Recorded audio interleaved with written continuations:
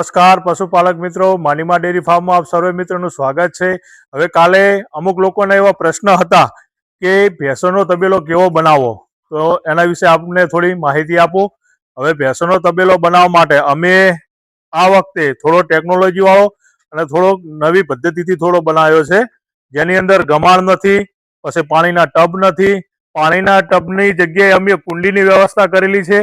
ગમેણની જગ્યાએ અમે એક ખાલી પાઇપ નાખી છે। એના લીધે કોઈ કચરાને ગમેણની અંદર કોઈ કચરો કે એવો કોઈ સમસ્યા રહેતી નથી। આપ જોઈ શકો છો કે કેવી તંદુરસ્ત રીતે ભેંસો મકઈ ખાઈ રહી છે।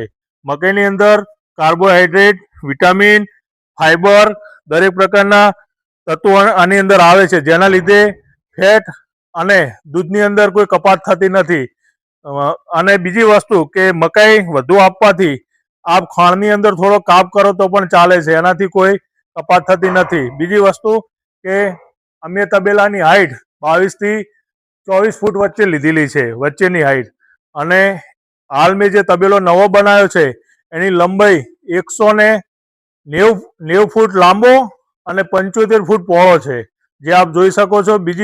બીજી વસ્તુ કે મેં એક થી દોઢ વીઘાની અંદર ખુલ્લો વાડો પણ બનાવ્યો છે, જે પણ આપ જોઈ શકો છો।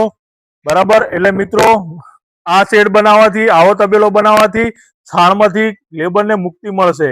અને જો છાણ નહીં ઉપાડવું પડે ને તો આની અંદર લેબર કોઈ જવાનું નામ નહીં લે। એટલે હવે જો કોઈ તબેલો બનાવવા માંગતા હોય તો એક વખત મુલાકાત કરવી। હાલ માનીમા ડેરી ફાર્મનું કામ ચાલુ હોવાથી 1 મહિનાની અંદર સંપૂર્ણ કામ પૂર્ણ થઈ જાય પછી આપ તબેલાની વિઝિટ કરી શકો છો। ઓકે મિત્રો, હવે કોઈને કોઈ પ્રશ્ન હોય તો આપ મને જણાવી શકો છો। ધન્યવાદ।